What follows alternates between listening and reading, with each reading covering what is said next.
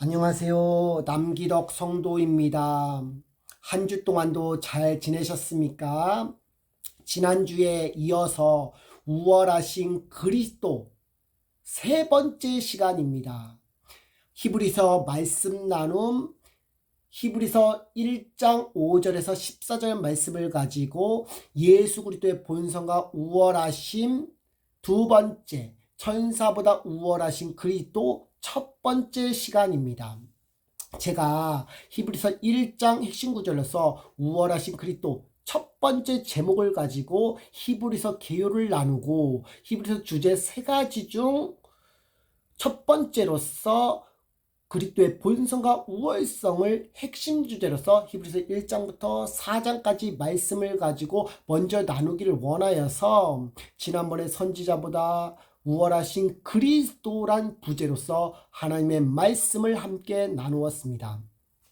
이번에는 우월하신 그리스도 세 번째 시간으로서 예수 그리스도의 본성과 우월하신 두 번째로서 천사보다 우월하신 그리스도에 관하여 전에 나눈 선지자와 이번에 나눈 천사를 대조하는 과정 속에서 복음이 다양성 있는 존재를 통하여 어떻게 사용되어지고 구분하여 예수 그리스도와 그의 몸된 교회 사역과 하나님 나라의 확장이 어떻게 이루어지고 세워져 가는지 우리는 보게 될 것입니다. 오늘 본문이 히브리서 1장 5절에서 14절이거든요. 함께 읽어 보실까요? 히브리서 1장 5절에서 14절 말씀입니다. 히브리서 1장 5절에서 14절 말씀이에요. 히브리서 1장 5절에서 14절 함께 읽어보시도록 하겠습니다.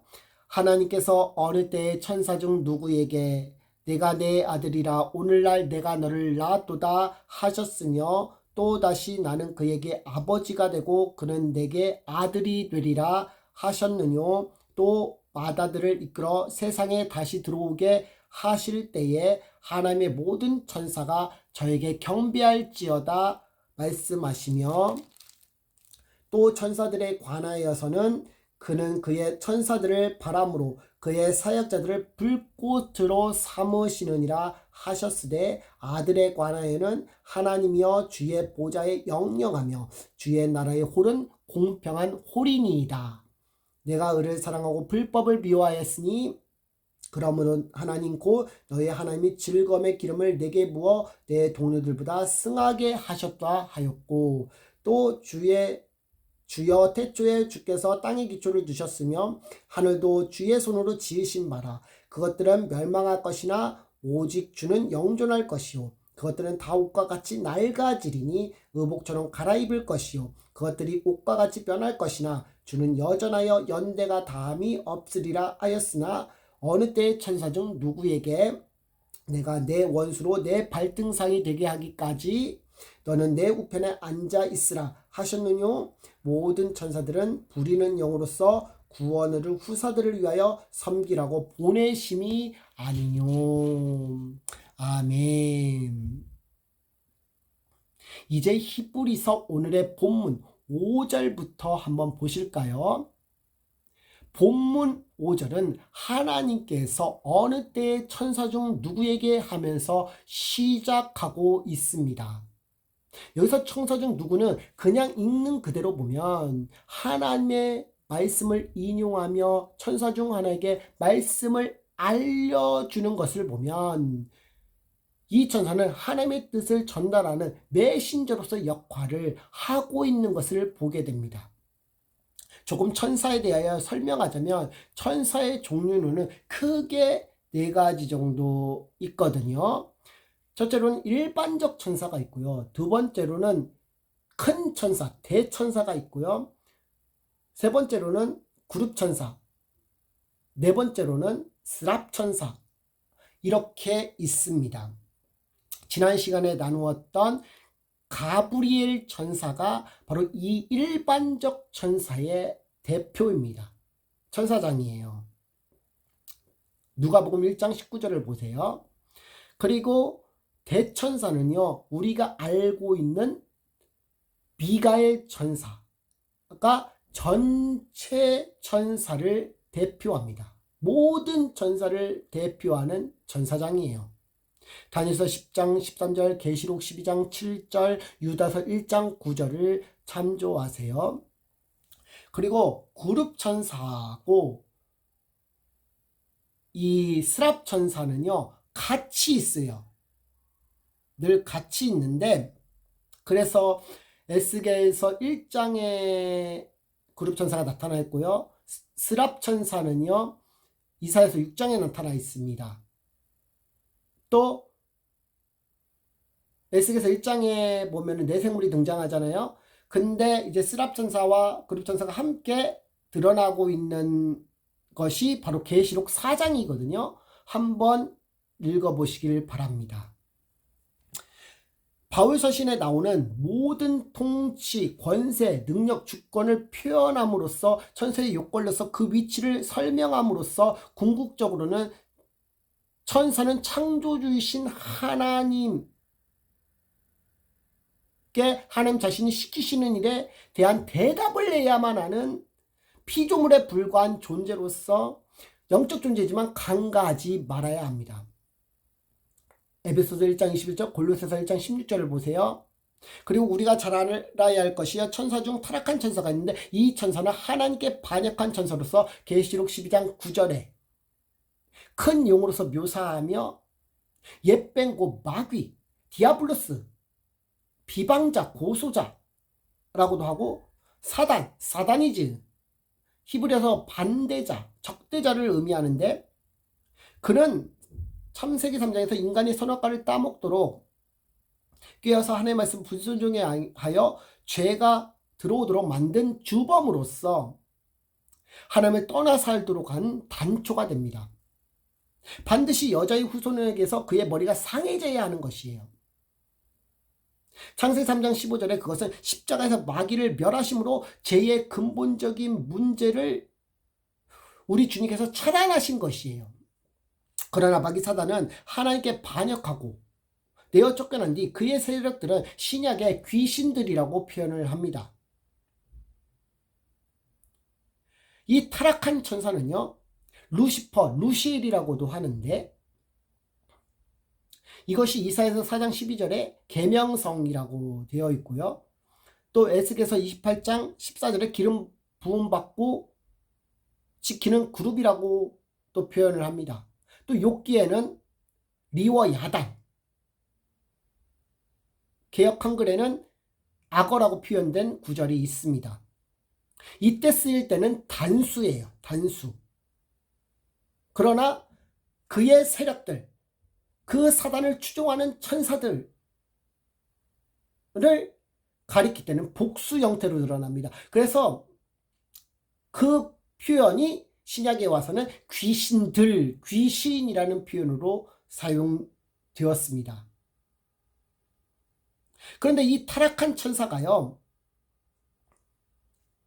중요한 천사 위치에서 찬양하는 천사였다는 견해가 있습니다.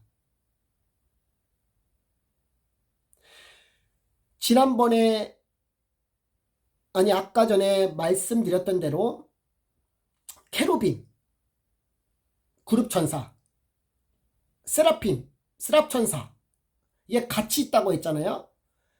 근데 세라핌이 바로 하나님을 찬양하는 천사입니다. 스랍 천사가 하나님을 찬양하는 천사고, 케루빔은 하나님의 거룩하심을 받드는 천사예요. 그러니까 하나님의 거룩하심을 받드는 가운데 하나님을 찬양하는 천사들, 바로 세라핌도 같이 있는 것이죠. 그러니까 케루빔이라고도 보고 또는 세라핌이라고 보기도 합니다. 하여튼 중요한 위치에서 천사로서 있었다라는 것은 분명한 사실입니다. 이러한 천사는 영적 존재로서요, 그 역할 때문에 인간과 같이 어떤 재앙과 속박이 되지 않습니다. 말 그대로 천사는 하나님과 하나님 믿는 후사들을 섬기기 위한 존재들입니다. 그렇기 때문에 천사들은 그 위치에 있어서 우월할 수 없는 존재라 할 수 있어요. 하나님의 뜻을 전해야 하고 수행해야 하며 하나님 백성을 보호해야 하고 싸워야 되고 하나님을 찬양하고 섬기는 하는 일에 집중해야 되기 때문입니다.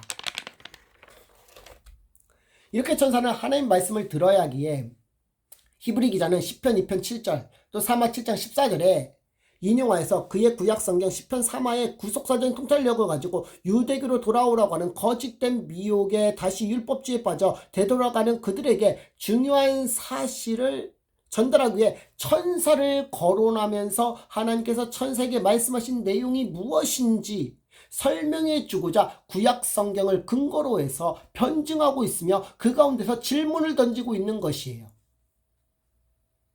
근데 히브리 기자는 천사 중 하나를 언급하는데 그 천사가 어떤 천사인지 언급하지 않고 그의 역할만 보여주는 그 수행해야 할 만 내용만 다룹니다. 문법상에 보면 그 천사라는 단어와 천사가 수행해야 하는 내용, 즉 하나님 말씀의 의도가 같이 연결하여 씀으로써 왜 앙겔로스라는 단어가 그토록 중요한지 히브리 기자는 인용한 시편 2편 7절, 사마 7장 4절을 통해 찾기를 원하였던 것 같습니다. 그러면 문법상 5절에 어떻게 되어 있는지 볼까요? 누구에게 그 이유에 대한 설명함으로써 하나님께서 대화하셨으며 어느 때 과거의 한때에 그 천사 아들은 나의 것이라 내가 나의 오늘날 낳았도다. 너를 관계하여 새롭게 나는 될 것이다. 그에 대하여 아버지. 이렇게 문법상에 써 있는데 분명한 것은 본문 5장 14절까지 자주 반복되는 천사 중 하나는 자신이 드러내야 할 분과 연관하여서 그 천사 아들로서 예수님을 예표하는 다윗을 소개하고 그 다윗과 관계하여서 새롭게 나는 될 것이라고 기술함으로 기록된 구약성경을 통하여 하나님 자신께서 약속하신 바 되게 하실 오실 메시아로서 예수 그리스도의 왕적 권위로서 천사로서 자신의 기름 부음 보냄받은 자의 의미로까지 사용되어지므로 하나님과 인간관계의 회복을 위해 예수 그리스도의 우월하심을 위해 존재하도록 섬기도록 천사의 역할을 하는 것이 되는 것입니다. 사실 원어상 기록된 말씀이 문맥에서 혼돈되지 않기 위하여 사자로 표기했었으면 더욱 좋았을 것이라고 저는 봅니다. 그리고 본문의 천사가 5절에 시작하며 얘기했듯이 하나님의 뜻을 전달하는 메신저의 역할을 한 것으로 기인한 것을 볼 때 아마도 천사의 종류 중 소개하였던 일반적 천사로서 그 중에 하나이지 않을까 생각해 봅니다. 중요한 것은요, 히브리 기자가 인용한 시편 2편 7절은 사도행전 13장 33절에 곧 하나님께서 예수를 일으키사 우리 자녀들에게 이 약속을 이루게 하셨다 함이라 시편 둘째 번에 기록된 것 같이 너는 내 아들이라 오늘 너를 낳았도다 라는 말씀이 예수 그리스도의 부활을 성취한 것을 나타내는 말씀으로 쓰였어요. 이 말씀과 사마 7장 14절이 한 나라의 왕으로서 아버지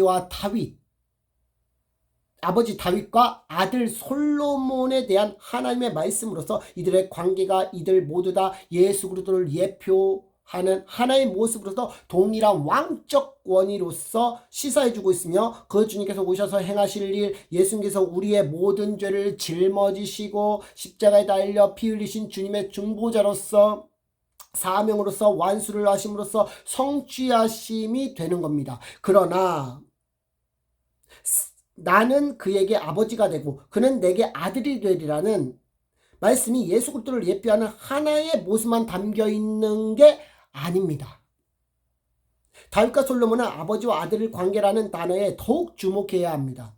여기서 나는 제가 예전에 로마서에서 언급한 에고, 바로 1인칭 대명사로 쓰이는데요.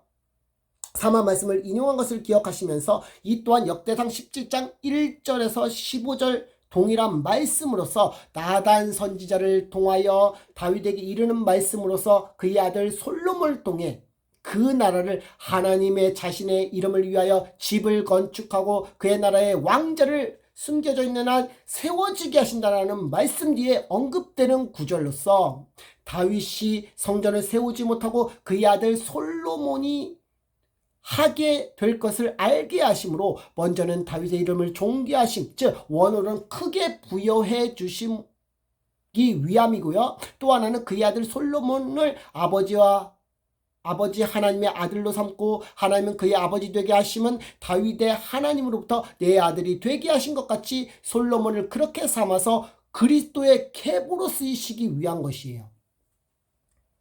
이것이 신약의 헬라어로 쓰일 때는 히브리 기자가 천사를 거론하며 인용할 때는 아버지로 쓰이는 게 파텔이란 단어로서 그와의 관계를 설명하면서 다윗과 솔로몬의 관계가 아버지 하나님과 성자 예수 그리스도의 관계를 하나로서 위치하여 있음을 여호와의 영, 그리스도의 영, 성령의 하나님의 감동을 통해서 저자 히브리서는 이 모든 말씀 근거는 하나님의 구원궤, 그 숨겨져 있는 복음의 비밀에 있음을 밝히 드러내서 모든 율법의 진리가 하나님의 사랑의 기초함으로 보아야 된다는 것을 거듭 강조하고 있다는 사실에 있습니다. 시편 89편 26절 20절 함께 참조하세요. 에베소서 1장 4절에서 5절도 참조해 주세요. 또한 이 사랑을 알게 된 사람은 하나님의 자녀가 되고 아버지라고 부를 수 있는 특권을 주시게 되었습니다. 요한복음 1장 12절, 로마서 8장 14절에서 15절 한번 보시길 바랍니다. 이렇게 예수님께서 십자가를 통해서 율법을 다 이루신 사실을 6절을 이어서 보겠지만은 마지막 시대로서 예수님의 재림이 오시기까지 주님께서 우리에게 주신 새 율법, 새 계명을 따라서 그리스도 안에서 서로 사랑하는 일뿐인 것입니다.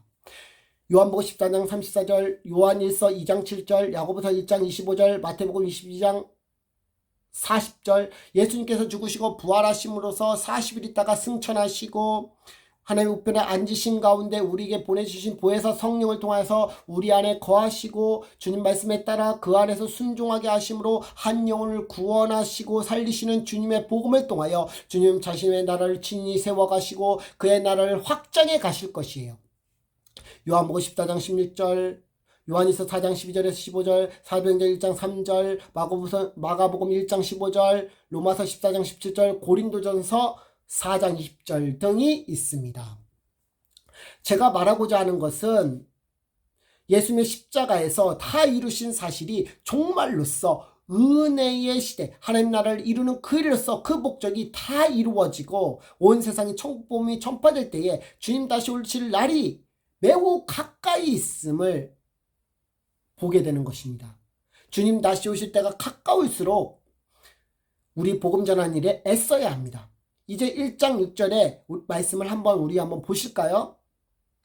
또 마다들이 이끌어 세상에 다시 들어오실 때에 하면서 히브리 기자는 구약성경 10편 97편 7절을 인용하는데 하나님의 모든 천사가 저에게 경배할지어다 말씀하시며 이어서 천사들에 관하여 재차 신명기 32장 43절을 가지고 와서 다시금 언급하려 하고 있습니다. 6절에서 마다들은 예수 그리스도를 가리킵니다. 그리고 그 예수 그리스도가 이끌어 세상에 다시 들어오시는 때는 히브리 기자가 쓴 시점을 보면 예수 그리스도 재림에서 앞서 마다들을 이끌었다는 말씀을 먼저 이해하여야 할 것입니다. 여기서 마다들로 쓰인 프로토토코스는 프로토스, 최상의, 플러스 티토, 시생산의 대체어에서 유래가 어원으로서 분사가 형용사로 쓰여져 있는데요. 이것은 예수 그리스도께서 먼저 다시 태어나 예수 그리스도의 부활 사건을 기인하는 것입니다. 로마서 8장 29절을 참조하세요. 이 사실은 예수 그리스도께서 강림하실 때에는 예수님께서 십자가에서 죽으시고 부활하셨던 그 모습 그대로 들어오심을 말씀합니다. 그래서 들어오심은 헬라어로 에리스아고인데요. 도입하다, 데리고 들어가다, 끌어들이다. 이런 의미에서 문법상 다시 이끌어 들어오심으로써 직역하는 게 저는 적절하다고 생각을 합니다. 이때 기억하게 되는 말씀이 있지 않나요? 예수님께서 부활 후 40일 동안 하나님 나라에 대하여 말씀하시고 이 말씀은 예수 그리스도 재림을 말씀하시고 이 말씀은 예수 그리스도의 재림을 염두하신 말씀으로서 하늘로 올리우신 이 예수는 하늘로 가신 본 그대로 보시리라 하였느니라는 말씀으로서 본 말씀과 일치되고 있어요. 이런 가운데서 구약 성경 말씀이 인용되고 있는 거예요. 주님 다시 오실 때 하나님의 모든 천사가 저에게 경배할지어다라고 말입니다.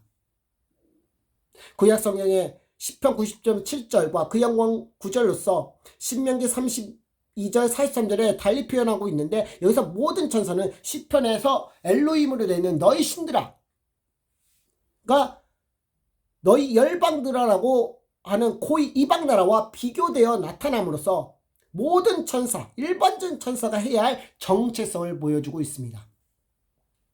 시편 97편 7절 이전에 9절로서 하늘에 그의 의를 선포하시리니 그 모든 백성이 그 영광을 보았다고 하는데, 히브리서 1장 6절에는 인용한 구절로서 쓰여진 이 말씀이 영광 구절 신명기 32장 43절과 같이 대조해서 보았을 때 그 의를 선포하는 이 속에서 주님의 영광, 그 무거움을 본 자들이 엎드리게 되어야 한다는 놀라운 구약 성경의 근거가 자기 백성의 죄를 속죄하신 그 구원을 가지고 경배함을 뜻합니다. 모든 천사가 그에게 경배할지어다라고 하는 것은 모든 천사가 하나님의 백성이 그 은혜를 얻은 구원에 의해서 경배함이 이러한 천사들에게도 동일하게 적용되어 나타난 것이라고 할 수가 있습니다. 천사는 1장 14절에 그대로 드러나지만 하나님과 그의 백성을 두고 섬기기 위해 존재하시기에 절대 우월할 수가 없습니다.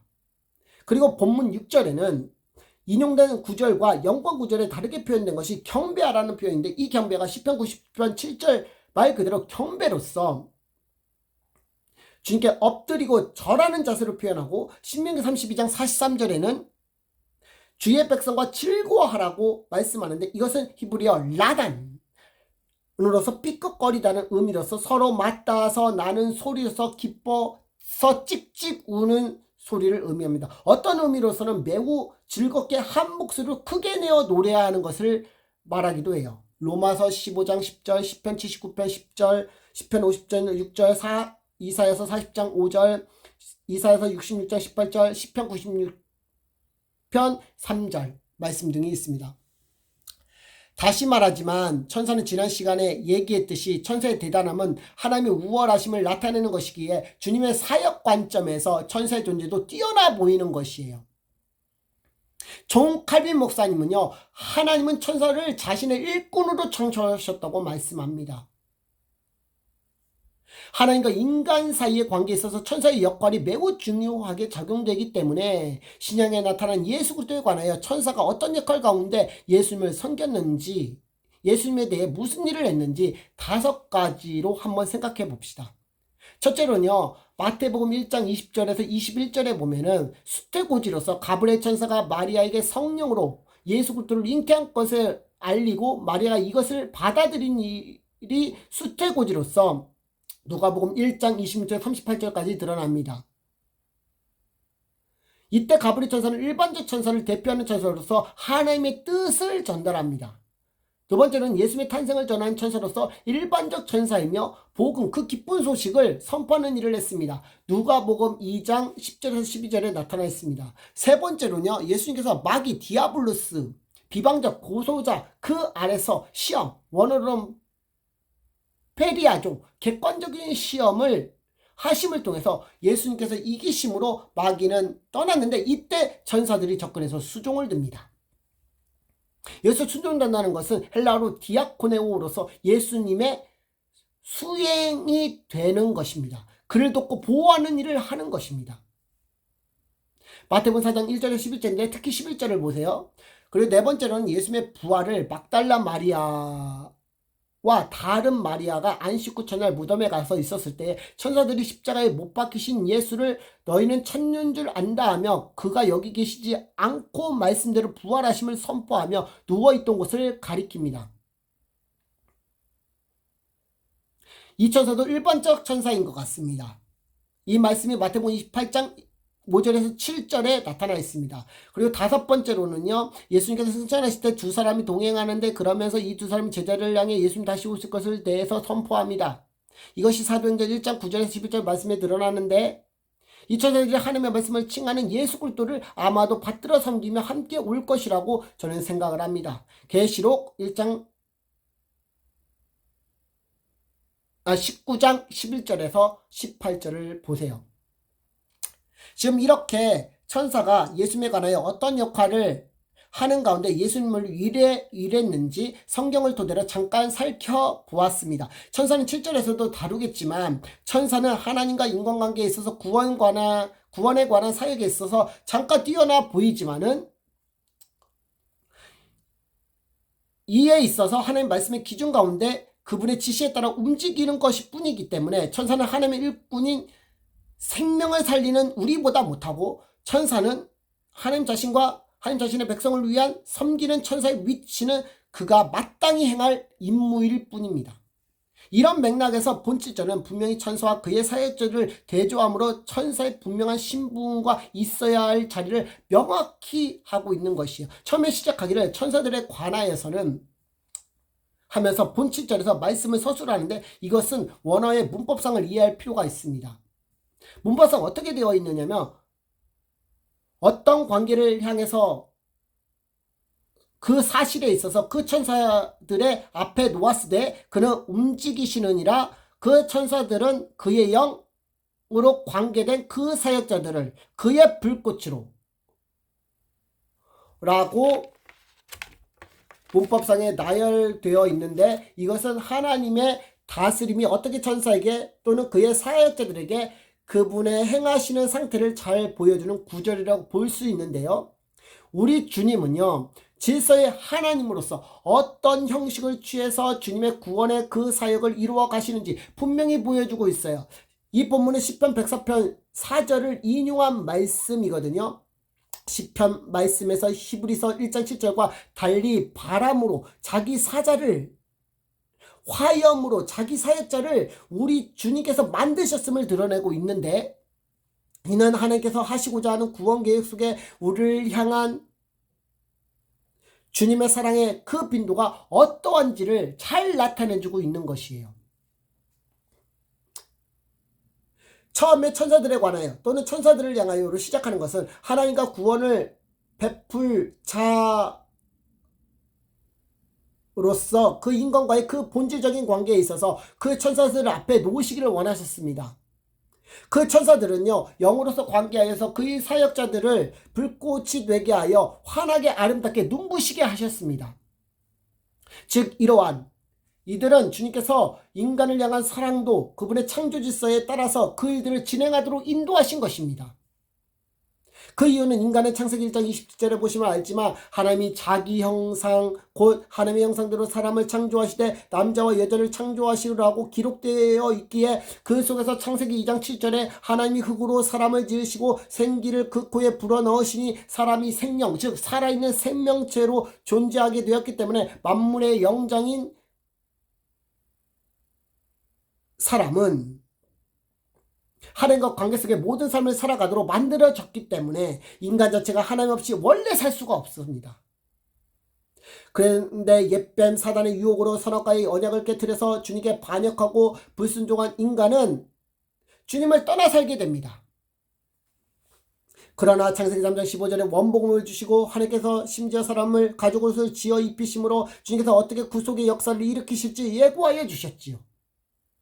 그만큼 사람은 하나님께 있어서 자유의지를 주셨을 만큼 인간관계를 하나님 본질로 삼으시고 이 속에서 그 일을 위해 천사를 사용하셔서 그 일을 시키심으로 주님의 사역의 도구로서 존재하게 되는 겁니다. 하나님은 거룩하셔서 절대 인간같이 있을 수가 없습니다. 그래서 천사를 통하여 하나님의 왕권을 세우시고 그들을 통하여 그의 사역자를 불꽃같이 세워 그들을 주님의 일꾼으로 불러 주님을 위해 일하게 하시고 그 가운데 그 사역자를 빛나게 하신 것입니다. 여기서 사역자는 헬라어로 레이툴코스라는 단어로서 라오스 백성과 엘고 노역의 합성으로서 백성을 위한 하나님의 일을 가리킵니다. 이것도 백성이라 했지만 국가, 무리, 백성, 하나님의 사랑까지 굉장히 광범위하게 쓰입니다.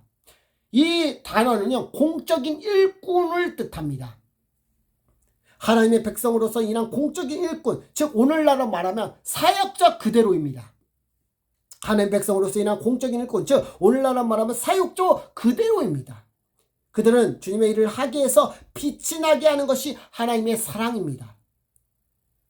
호세아 2장 23절에 긍휼히 여김을 받지 못했던 자에게 향하여 긍휼히 여기며 내 백성이 아니었던 자에게 향하여 이르기를 너는 내 백성이라 하리니, 이것은 주님의 몸된 교를 통해 이방 나라에서도 하나님 부르신 백성을 보게 될 것을 알려주는 말씀이에요. 따라서 그의 천사들은 주님의 사역에 있어서 일시적이라 할 수 있어요. 그의 사역자는 예수 그리스도의 복음을 안다면 성령께서 역사하셔서 우리 주님 안에서 행할 수 있는 것이에요. 사자천사라는 이름은 상징적인 의미로서 있어서 주님의 말씀을 전하는 자라면 사용되어지고 쓰여지기만 합니다. 천사의 존재는 어디까지나 주님과 주님 백성을 위한 것일 뿐입니다. 이제는 히브리서 1장 8절에서 9절을 함께 보시겠습니다.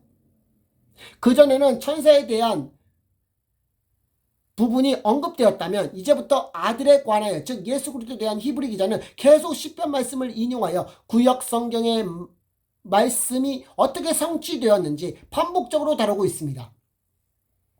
여기서 6절에는 처음 등장하는 단어가 하나님이여 라는 말이며, 가장 중요한 부분은 주의 보좌와 주의 나라의 홀이란 표현인데, 이게 왜 중요하냐면요, 예수 그리스도의 본성과 그분의 행하시는 그리스도, 헬라어로 크리토스, 기름 부은 자로서 사역과 그분의 의의 직분을 잘 나타내주는 표현이기 때문에 그렇습니다. 주님께서 이 땅에 오셔서 이런 사명을 완수하고자 했었던 이유는 죄와 사망 가운데 주님과 단절되었던 그 사랑의 관계로서 교제를 다시 회복시키려는 주님의 뜻에 기인한 결과라 할 수 있습니다. 8절에 하나님께서 주의 보좌가 영영하며 주의 나라의 홀이니라, 하나님께서 영원전부터 그분의 생각 가운데 우리를 구원하시고자 하는 계획이 있었던 분이라. 예수 그리스도의 보좌는 이전부터 메시아이신 그리스도가 오셔서 십자가에서 죽으시고 부활하신 그 시대에도, 그 이후 교회 시대와 현재, 그리고 주님 다시 오시는 미래의 영원한 날, 그날 끝없는 시작까지도 영영을 반복함으로써 주님께서 하시는 그 일을 매우 강조될 만큼 중요하다는 사실을 알 수가 있습니다. 그것은 주님 나라와 영광에 나타나는데, 그 나라의 왕이신 예수 그리스도의 왕자, 그분이 흔드는 지휘봉, 그 막대기, 그 을을 중요한 결정을 하는 주님의 주권과 그의 뜻을 강하게 드러내고 있는 것이에요. 이렇게 강한 지시를 보여주시는 말씀이 그대로 이런 말씀에 분명하게 나타냄으로써 그리스도의 본성이 아버지 하나님으로부터 존재하기 때문에 예수 그리스도의 행위가 또한 성부 하나님께로 부여받은 것이기 때문에 그리스도의 본성은 지난번에 말한 하나님의 본질과 같기에 그리스도께서 다시는 그 일을 매우 우월할 수밖에 없는, 놀랍고 기이하고 감탄할 수밖에 없습니다. 그런 가운데 내 의를 사랑하고 불법을 미워하였으니 그러므로 하나님과 너희 하나님이 즐거움의 기름을 내게 부어 내 동료들과 승하게 하셨도다 하였고, 이 말씀은 위에 8절 말씀과 함께 시편 45편 6절에서 7절 말씀을 인용한 히브리 기자는 구약 성경의 구속사적인 통찰력을 가지고 중요한 교회 위치에서 그의 성경과 신학 토대로 이 구절을 근거로 하나님의 사랑과 미워함이 기준이 되어서 말하고 있는 것을 보면서 처음 히브리서 계율을 다룰 때 바울과 같이 예수 그리스도의 복음을 구약 성경을 통해 보았던 탁월한 영적 깊이가 있는 바울과 같은 신앙을 가졌던 그런 미상으로서 되어 있음을 말하며, 바울과 같은 십자가의 길, 그 고난의 길을 가길 원했던 히브리 기자에 대하여 언급한 적이 있었는데요. 그 히브리 기자가 로마서에서 바울이 언급했던 말라기 1장 2절을 인용하여 내가 야곱을 사랑하고 에서는 미워하신과 같으리라 하면서 로마 교회 성도들에게 하나님의 의는 결코 무리하지 않음을 말하고 있는 것처럼, 히브리 기자도 하나님의 의를 사랑하고 불법을 미워하신다는 시편 말씀을 인용하므로 하나님의 거룩하신 속성을 기인하여 죄가 있는 그들을 미워할 수밖에 없음을 시사해 주고 있습니다. 요한일서 3장 4절에 이렇게 말씀합니다. 죄를 짓는 자마다 불법을 행하나니 죄는 불법이니라. 그러나 우리는 죄된 본성이 있기 때문에 율법으로 보면 율법을 위반하 불법을 행하지 않는 자가 없습니다. 그런 관점에서 우리 모두 주님의 공의 앞에서 미워한 바 되어야 하는, 마땅히 죽어야 하는 죄인임을 알게 되는 것입니다. 그래서 사도 요한은 그 뒤 5, 6절에 이렇게 말씀합니다. 그가 우리 죄를 없이 하려고 나타내신 바 된 것을 너희가 아나니 그에게는 죄가 없느니라. 그러면서 그 안에 거하는 자는 범죄하지 아니하나니 하면서 우리가 그리스도 안에서 죄에서 자유할 수 있음을 말합니다. 요한일서 1장 9절, 로마서 7장 13절, 15절, 21절, 디모데후서 4장 8절, 에베소서 1장 7절, 갈라디아 2장 20절, 계시록 1장 5절 말씀 등이 있습니다. 그리고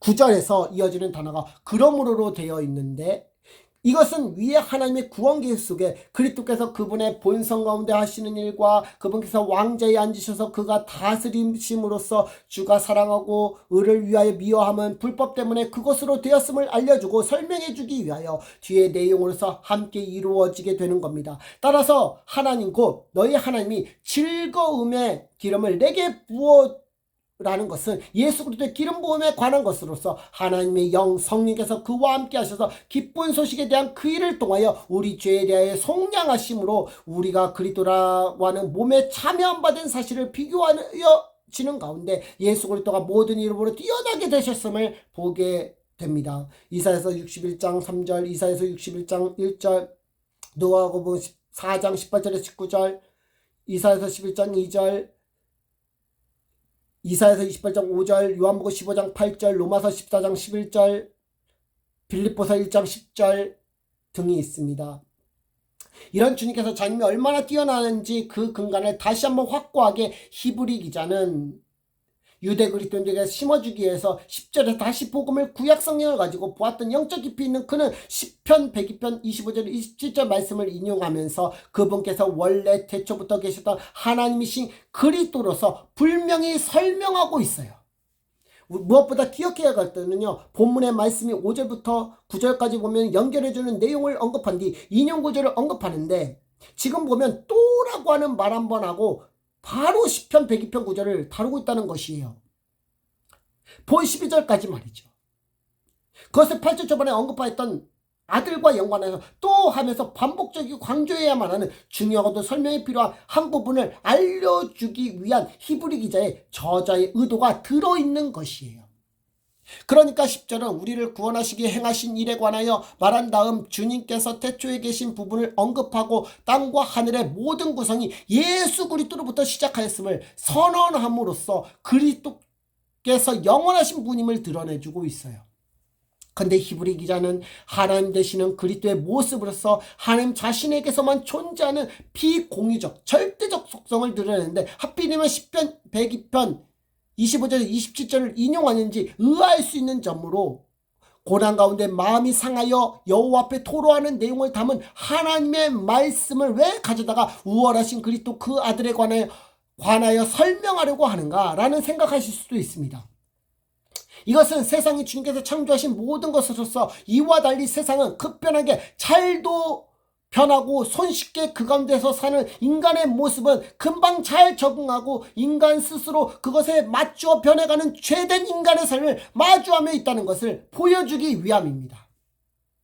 시편 102편 고난 중에 있었던 시편 기자도 이런 세상을 보면서 부르짖으며 심지어 탄식하면서 주님께 토로하며 주님 앞에 서 있는 것이에요.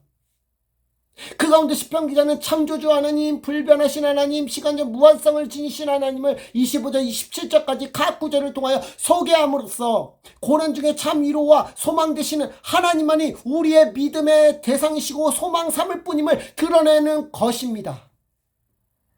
이 시편 102편 말씀이 이제 히브리서에서는 오실 예수 그리스도에 대한 계획 속에 이루어지는 사실 속에 시편 기자의 고난과 그의 기도가 성부 하나님을 향하여 드려지는 모습이 나타나는 반면 본문에서는 그 하나님의 아들 예수 그리스도께서 이미 오신 사실에 그리고 행하신 십자가 사건으로 다 이루신 그 일을 두고 그분의 은혜 속에서 사는 그리스도의 고난과 기도 그리고 나아갈 길을 염두하며 우리가 바라볼 그 예수 그리스도의 신적 분과와 특징을 통해서 주님께서 그의 몸된 교회를 통해서 하나님께서 그의 권위를 까지도 하실 그 일을 히브리 기자는 보기를 원하였습니다. 히브리서 1장 10절부터 다시 보시면 또 주의 태초에 주께서 땅의 기초를 닦으셨으며 하늘도 주의 손으로 지으신 바라 일하신 바라 하시면서 11절 그것을 하면서 시작하는데 그것을 위해 주님께서 지으신 세상을 가르치는 것이죠. 그것들을 멸망이라고 하는데 이때 쓰이는 멸망이 헬라어로 아필로미라는 단어인데요. 앞일로는 요한복음 3장 16절에 나타나는 멸망과 동일한 단어서 쓰이는 것을 볼 때요, 이것은 단순히 하나님께서 창조 세계가 없어지는 것을 말함이 아님을 알 수가 있습니다. 하나님께서 예수 그리스도 통해 새롭게 창조된 사실 속에 우리가 기억해야 하는 것은 온 세상을 창조하신 그 주님을 잃어버리고 그 주님께서 천지를 창조하신 그분을 망각하여 친 것이 곧 멸망이라는 사실을 보여주고 있는 것이에요. 마가복음 8장 35절, 누가복음 15장 24절을 보세요. 하나님께서 창조하신 그것을 통해 하나님 알고 또한 복음의 비밀을 나타내고자 하였는데 그 세계가 없어지는 말은 그 안에 담겨있는 주님을 알만한 것이 없어졌다는 말이 되는 것입니다. 에베소 3장 9절도 참조하세요. 그것을 보면서 주님 다시 올 날이 멀지 않음을 말세에 있을지라도 하나님께서 지으신 어떤 것이 변하여 주님을 알 수 없을지라도 오직 주는 영존하실 것임을 분명히 히브리 기자는 말하고 있어요. 그것이라고 하는 것을 두 번 반복함으로써 이 사실에 대해서 확실히 여기며 이 사실을 한 번 더 은유적으로 표현함으로써 그것에 대한 것이 다르게 변하는 일, 순식간으로서 굉장히 일시적이라고 엿볼 수 있는 것입니다. 영존하시는 하나님은 원하성을 보며 끊임없이 머무르는 하나님으로서 그분은 변함이 없으시고, 더불어 이 주님의 속성인 그대로 12절에 주님은 여전하여 연대가 다함이 없으리라는 표현을 통하여 시간적으로 무한하신 주님을 대조하며 그 주님께서 하나님 자체로서 얼마나 우월하신지 구약 성경을 근거로 히브리서는 제시하여 줍니다. 창세기 1장 1절, 2장 1절, 10편 96편 5절, 마태복음 24장 35절, 베드로서 3장 7절, 이사야서 51장 6절, 히브리서 13장 8절 말씀 등이 있습니다. 참조하세요. 따라서 궁극적으로 우월하신 그리스도를 아는 것이 얼마나 중요한지 다루는 거예요. 우월하신 그리스도를 바르게 할 때 복음을 위해 온전히 섬길 수 있습니다. 그리고 본문 13절, 어느 때의 천사 중에 누구에게 1장 5절과 유사한 방식으로 10편 110편 1절 히브리 기자가 인용하는 가운데 그리스도가 십자가에서 사망 권세를 이기시고 제우승리하신 이 일로서 그의 머리를 깨뜨리심으로 그가 완전히 굴복되었음을 말하며 예수 그리스도의 우월하심이 이에 근간하는 것임을 우리는 봅니다. 시편 110편 1절에 다윗의 시로서 여호와 하나님께서 내 주 예수 그리스도에게 말씀하신 사실을 예수님을 예표하는 다윗에게 알리시면서 너는 내 우편에 앉아있으라 하셨는데, 이것은 예수님을 예표하는 다윗이었기 때문에 예수님께서 사단마귀와 십자가에서 예수님의 발등상됨은 그 예수 그리스도의 부활과 승천, 오른편에 앉으심에 대한 그리스도의 승리에 대한 것으로서 암시하고 있음을 언급합니다.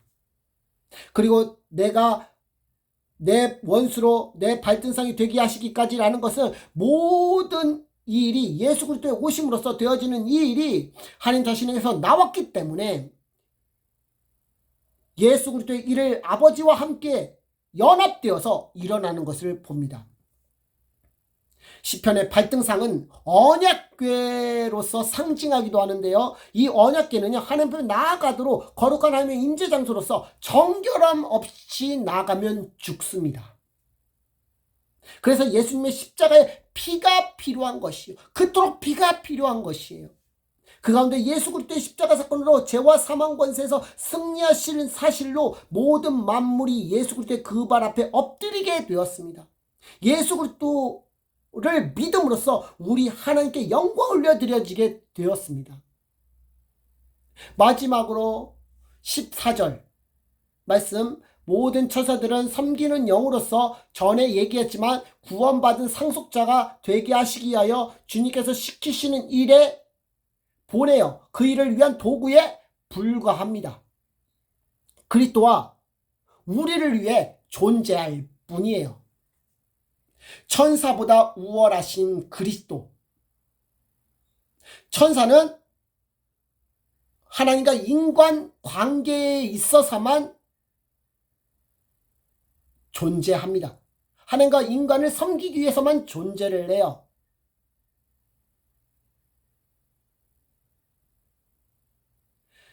지금의 천사라고 하는 이 단어가 너무나도 중요한 게요, 이 사자라고 하는 표현이 지난 시간에도 얘기했지만 왕적 권위로서가 표현되기 때문에 이 표현을 사용되어지게 되는 것도 천사들의 그 이름을 사용함을 통해서, 사자라는 의미로 사용되게 되어짐을 통해서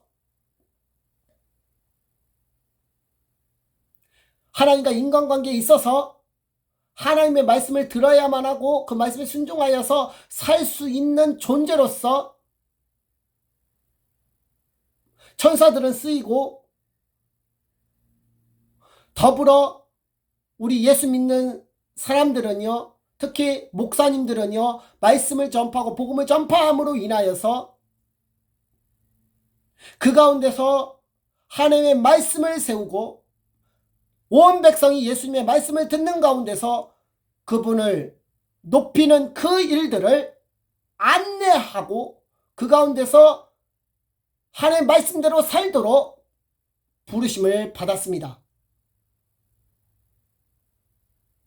그래서 하나님을 두려워하고 경외하는 마음 가운데서 목사님들은 강단에서 서시고, 또 그 가운데서 하나님을 예배하는 가운데 진실로 섬기는 목회자분들이 있습니다. 우리는 그 목회자분들을 위해서 기도해야만 합니다. 또한 강단을 더럽히는 분들도 있어요. 인본주의적인 사고를 가지고 강단에서 인문학을 가지고 자유주의 신학을 가지고 하나님의 이름을 높이는 것이 아니라 인간의 어떤 부분을 드높이는 그런 모습들로 많이 드러나 있습니다. 이런 부분들을 바른 복음을 전파하는 가운데 이 백성이 회개하고, 그리고 이러한 잘못된 신학적인 것들을 변증함을 통해서 한국교회가 다시 바람직한 복음과 신학이 견고히 설 수 있도록 하나님을 믿는 목회자와 성도는 하나 되어서 하나님의 말씀을 우리 마음 가운데 사모함을 가지고 바른 말씀을 전해야 됩니다. 그리고 권해야 됩니다. 그럴 때 하나님 말씀 위에 이 모든 세계가 바르게 운행되어지고 그 질서가 유지할 수가 있는 거예요. 하나님 말씀 없이는 절대 그것을 유지할 수가 없습니다. 그렇기 때문에 하나님 말씀을 우리는 늘 겸손하게 받들고 그분의 말씀을 듣기를 우리는 두렵고 떨리는 마음으로 그 자세를 가지고 무릎 꿇고 기도하며 그분의 뜻을 구해야 됩니다. 오늘 천사보다 우월하신 그리스도 편을 나눴는데요. 이 말씀을 통해서 온전히 하나님께 영광 올려드리는 이 시간이 되기를 소원합니다. 기도하시겠습니다.